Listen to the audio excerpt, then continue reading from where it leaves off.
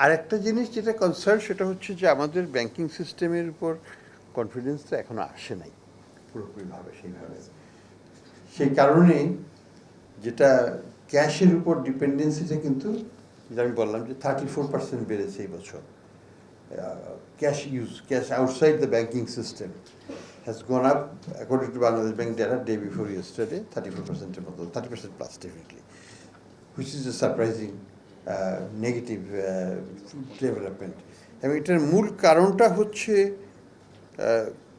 একটা তো হচ্ছে যে করাপশন ইত্যাদির কারণে টাকাটা বাইরে চলে যায় এবং এটা ব্যাংকের মধ্যে রাখে না, কেউ সেই মনে করবে না, কারণ এটা তো ফ্রিজ করে ফেলতে পারে আগের এক্সপিরিয়েন্সে, কাজে ব্যাংকে রাখবে না, তারা এটা যেভাবে পারুক অন্যভাবে রাখবে অথবা দেশের বাইরে নিয়ে যাবে।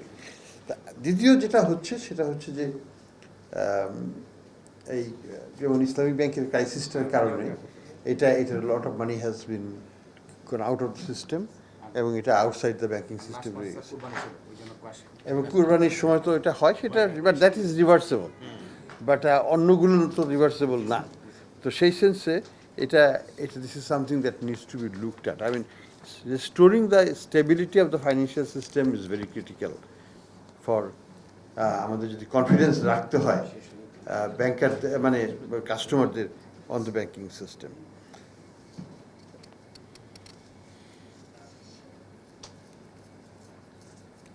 ডিজিটাল ডিভাইড আছে, ডিজিটাল ডিভাইড হয়তো থাকবে, কিন্তু এটা কমাতে হবে।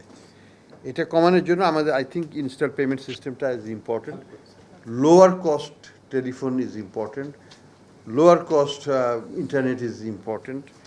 অ্যাট দ্য সেম টাইম যে ডিবেটটা হয় যে ট্যাক্স অন রেমিটেন্সের উপর, এই ডিবেটে আমরা দেখেছি যে এটা পাকিস্তানের সময় ছিল, আমি যখন পাকিস্তানের সিনিয়র রেপ হিসেবে ছিলাম IMF-এর, এটা এসেছিল। পরে I had to fight it back to my own headquarter, যেটা এটা করাটা disastrous for Pakistan inflow of remittances, because তাহলে ফান্ড চলে যাবে সব। এবং there is a logic behind it. জিনিসটা হচ্ছে ইনকামটা তো আর্ন হয়েছে সৌদি আরবিয়াতে অথবা মালয়েশিয়াতে অথবা লন্ডনে বা আমেরিকাতে, যেখানেই হোক, এটা তো বাংলাদেশে আর্ন হয় না।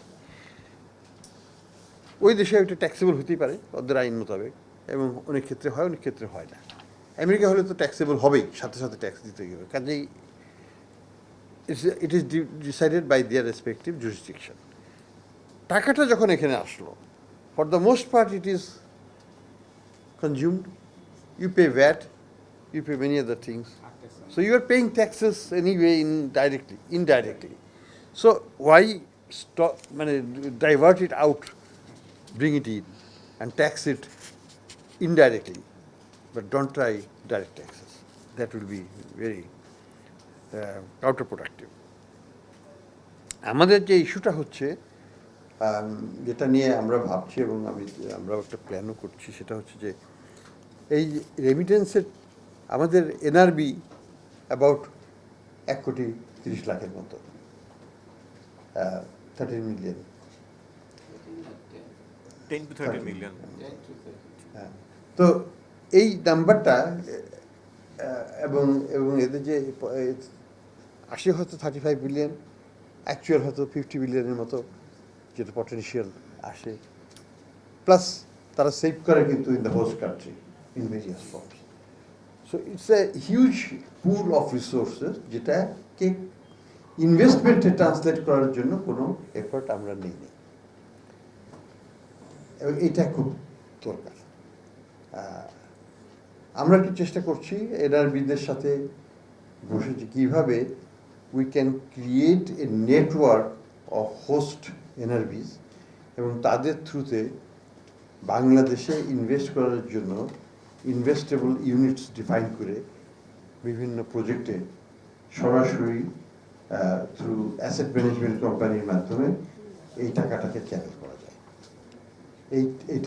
এটা এখন আমাদের একটা অ্যাক্টিভ প্রজেক্ট হিসেবে আছে। আমরা মনে করি যে এটা করতে পারলে প্রতি বছর $2-3 বিলিয়ন আনা কোনো ব্যাপার নয়, এটা যদি করা যায়। এবং এটা করতে পারলে আমাদের ওই অনেক জায়গাতেই ডিপেন্ডেন্সিটা রাখার দরকার হয় না।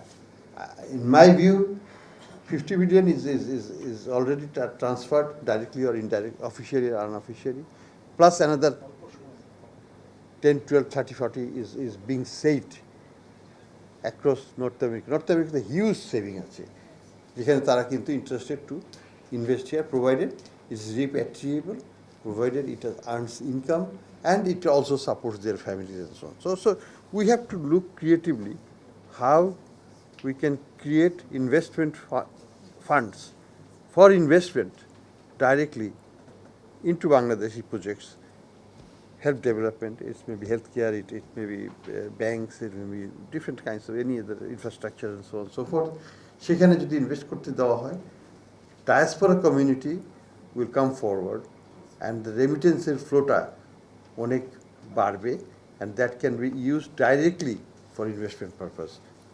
Of course, it may be partly repatriated, but it will generate the income and employment in the country. So আমাদেরকে creatively think করতে হবে. I think opportunities are there. IIPS is an important stepping stone towards cashless Bangladesh, but cashless Bangladesh is still a very distant dream, and we have to strive towards that. এটা একদিনে হবে না, অনেকগুলো জায়গায় কাজ করতে হবে, ইনক্লুডিং ইমিডিয়েটলি আমি যেটা বলবো যে মার্চেন্ট অ্যাকুইজিশন ফিটাকে আপনারা কমিয়ে না এলিমিনেট করে দেন।